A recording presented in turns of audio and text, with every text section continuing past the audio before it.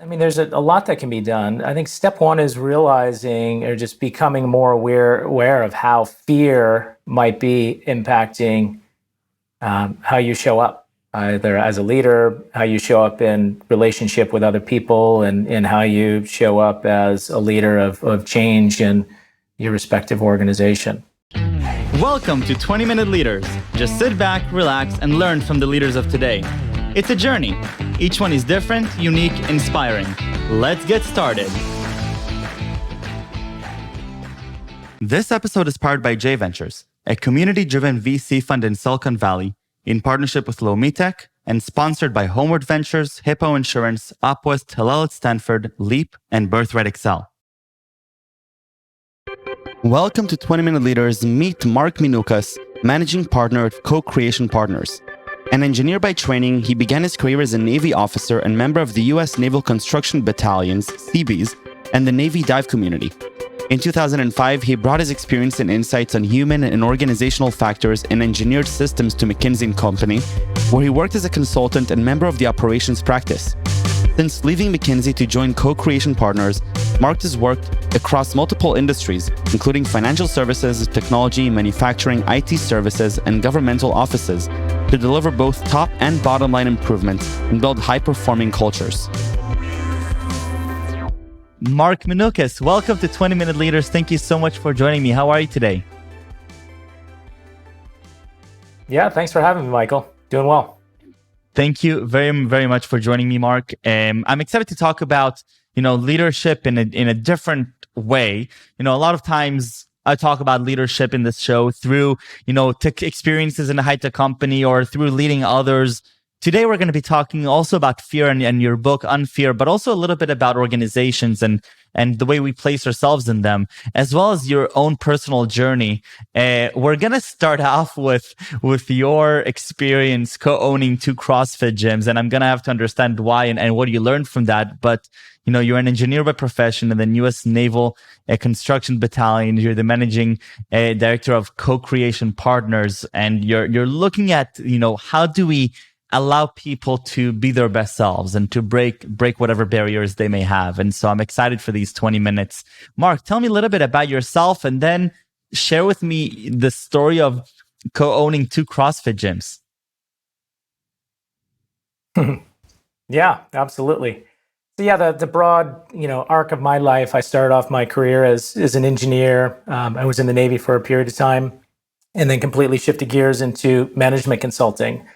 For the longest time, I always felt like, true to how I was trained as an engineer, there was always one right answer to any problem and any solution. And I found that in leadership and in organizational transformation, that was a very limiting idea. And I have discovered through a lot of trial and error over time that, real effective leadership and sustained organizational change happens when you focus on the human dimension as well as the technical dimension. And that means there isn't just one right solution. There's just a lot of sort of, messiness and ambiguity that we have to wade into and deal with. And so that's kind of been the arc of my life. And that's, played out as well. I'm a dad to 2 young girls who are 9 and 6. So that, that human dimension is very much a part of that. And you mentioned I do some other projects like co-owning CrossFit gyms, and that's been a labor of trying to understand how people can perform at a higher level, but helping people overcome some of their limiting beliefs to achieve higher levels of performance and well-being. Beautiful. So, do you see the entrepreneurial endeavor of co-owning those gyms? Is that more on the side of continuing to help people be their best selves and breaking barriers now also in the physical world, as not just in the professional world? And is that the main motivation for this, or is it more for your learning and for business related? For me, I think it's all the above. I started off CrossFit. I fell in love with it. The first day I stepped into a CrossFit gym, and I really appreciated how it challenged conventional wisdom about what it meant to, work out and pursue fitness. despite having a military background, I feel like I, essentially wasted my time, working out in gyms, doing, the standard back and bicep day and, the leg day and CrossFit just really kind of blew all that up and, rearranged, how workouts can be done and elevated the level of intensity that I felt like I could actually apply and use. And I saw a lot of other people making such great progress that, so I think, I got into CrossFit because I was drawn to the challenge of, the underlying assumptions about what it means to be fit. And I was also wanting to become an owner of a CrossFit gym because I saw the impact it was having on people's lives. And I also just wanted to learn what it takes to actually create and run your own business. At the time I was just, a management consultant and, it's one thing to do the analysis and give advice to other people. It's a very different thing to actually own your own business and deal with all the messiness, that comes with that. So it's been a wonderful learning journey on many levels. And obviously, you did it also with McKinsey, and so obviously, the things that you did, you were, in the highest standards. And to me, it's, also it's just inspirational. This idea that you're understanding that you're doing a part of the journey, and you want to experience the other part as well. And so, Mark, tell me a little bit about fear. What does that mean to you? So fear. So I recently co-wrote a book with my business partner, Gaurav Bhatnagar, on fear in organizations. And the reason we wrote that book is because in our experience, fear sort of sat at the root of a lot of, both performance and well-being issues. And we've discovered over time that in order to create real performance and do it in a sustainable way that creates better well-being, you have to change how people relate to fear. So what does fear mean? I mean, fear is just part of the human condition. And a lot of times we as leaders believe that we either need to create pressure in ourselves or others to generate results. And that works, but there's a long-term consequence of that. Or we believe that we have to eliminate and suppress fear and be fearless and all that. But, fear is just, it's neither good or bad. It's just part of the human condition. It's part of, we're built for survival in a way. And so fear is inherently useful. But we either have a constructive, positive relationship with that fear and see it as a cue for learning and growth, or it creates patterns that, create waste and dysfunction in our lives. And so, long way of saying fear is it's just part of what we experience in life, and how we hold it is what leads to the outcomes that we experience. And so what is there to be done in you and your partner's eyes in terms of fear, especially when it comes into your professional life and organizations? Yeah, I think there's a lot that can be done. I think step one is realizing or just becoming more aware of how fear might be impacting how you show up, either as a leader, how you show up in relationship with other people, and how you show up as a leader of change in your respective organization. And a lot of people are blind to the patterns that are not really effective. So for instance, in my life, I've been a very competitive person. I started off, yeah, right. So with CrossFit, but going back to, I was a golfer in college, and, just super competitive person, tried to do the best in school and get all A's. And for a while that served me quite well, but I was also driven by fear, very deep fear of failure, of rejection, of isolation, and not belonging. And for the longest time, I didn't really see that. I felt stress.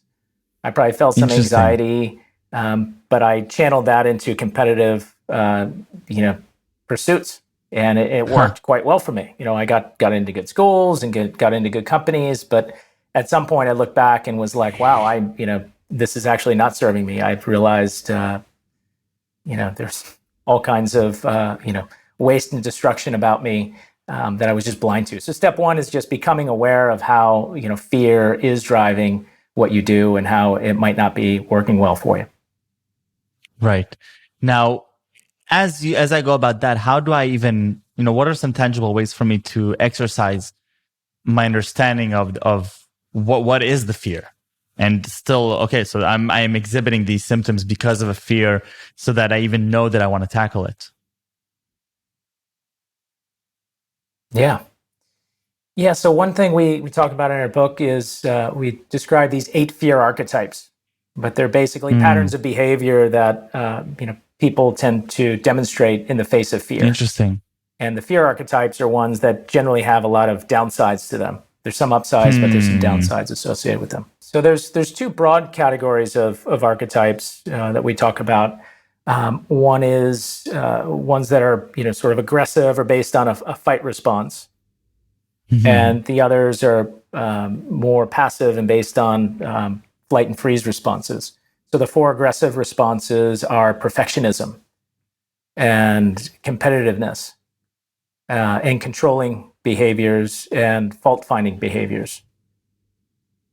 Yeah, and so these are, just attempts by people to manage their own fear by standing out and being special, and trying to be, better than other people. Right. And for a lot of people, they probably, these patterns, we see them all over the business world, and they serve us in some ways, but we're often blind to the ways that they're really not serving us. And then the passive archetypes, we call them the likables. So those are people who, are trying to, be nice, but not really being honest with other people. We have the sticklers, that they'll throw the rule book at you. The minions, these are people who just their only boss is, or the only customer is the boss, I should say. And then avoiders. These are the people that would do anything just to avoid conflict and confrontation. Right. And again, they serve people in many ways, but then there's a lot of dysfunction. So to get back to your original question about, what does it take to address fear, for ourselves and organizations? Step one is just becoming aware of these patterns and recognizing that it's not all upside. Right. Can you take me back to your life a little bit? What were your experiences with, with the world that have led you to understand this more concretely and become so passionate to be thinking about it to the point where you're writing a book about fear and then helping others, unfear, within their life? Yeah, it's a great question. Because I don't know that I'm the typical person to be talking about a lot of this stuff. I'm not aware of a lot of people with engineering backgrounds who talk about organizational culture and all this soft stuff. But I've, throughout my life, there's been a couple of experiences that have sort of led me to this work. One is just, being in the Navy and being in an environment where leadership is a big part of what you do. So I learned, through, both good and bad examples of leadership, what does it mean to be an effective leader, to take care of people, to help people work through their fears. So I just intuitively had some experience with that. When I was in graduate school at UC Berkeley, I also studied human factors and engineered systems. So I was already starting to think about, not just the technical solution as being something you need to focus on, but there's something about how human beings show up and how they're organized that ultimately determine whether or not an engineered system or an organization performs well.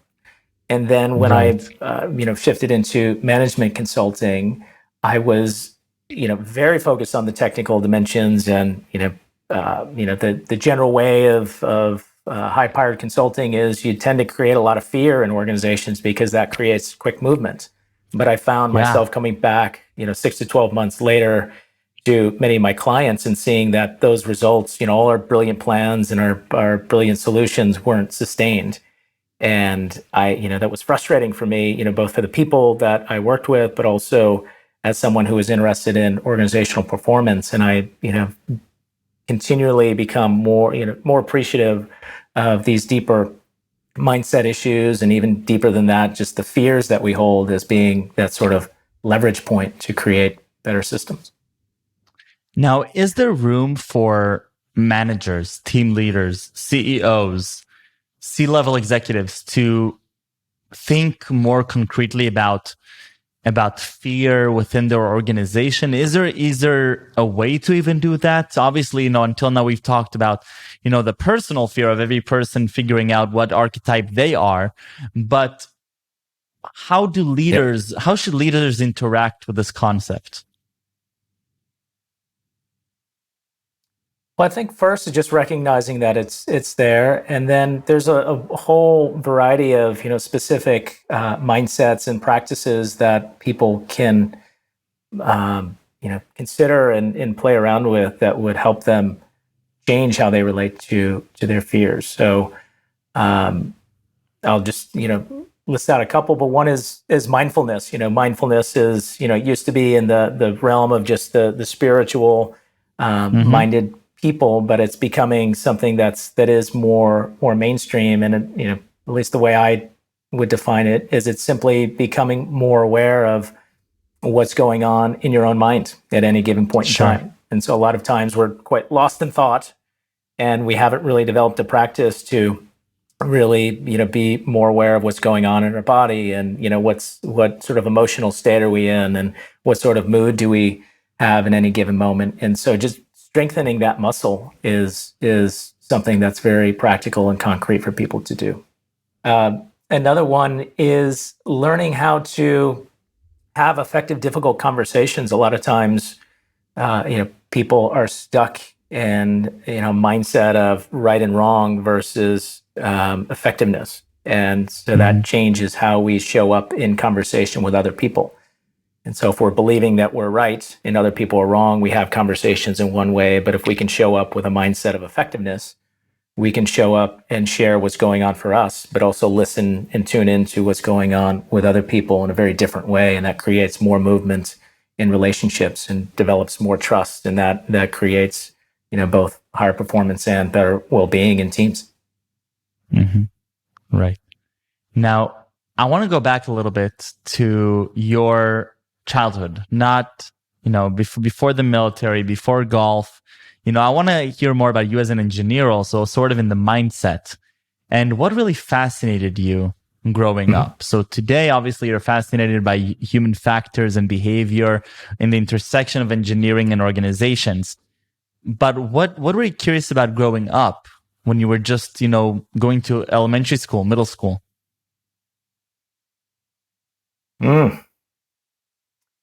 Taking me way back. Yes. Yeah, I was a curious kid. I mean, I think as a child, so there's, I guess going back to fear a little bit, is as a kid, I struggled to fit in. I struggled to fit in like a lot of kids probably feel. So, I felt the pain of, rejection and not being invited to things, and, maybe not being picked to, be on, the sports team that I wanted to be on. I was cut from, my baseball team in junior high school, for instance, and those sort of experiences really stuck with me. So I think that, informed my competitive orientation in the world. But what fascinated me as a kid was how things worked as well. I was just always fascinated by, how both mechanical things work, but also just how people worked and how the environment works. So I don't know. I've always been a bit of a systems thinker, as I guess is one way to put it. I love it. And what inspires you to do the work that you're doing? So besides, the curiosity that you have for your field, where do you gather your own inspiration? Yeah, it might sound a bit trite, but having a positive impact on people's lives, and I'll make that very, very concrete. There are times where I will hear back from someone after, having worked with them a couple of years ago, and they'll come back and say, "Hey, the things I learned with you and with co-creation partners is continue to have this, really significant impact in my life, and I've recently figured out how to be more effective at work, and I got a promotion, and my personal life is better.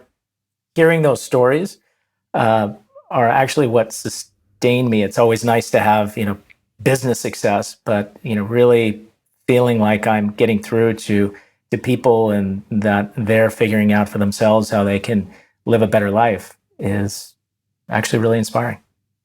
Amazing. And if you had to choose a few words to describe yourself, what would they be? I would say dad, systems thinker, and wanderer. I'm constantly wandering. Dad, systems thinker, and wanderer. I love it. Mark, thank you very, very much. This was wonderful. Thank you for the inspiration. Thank you for all the good that you're doing to people, and stay safe and stay healthy. Likewise, Michael. Thank you so much. Thank you.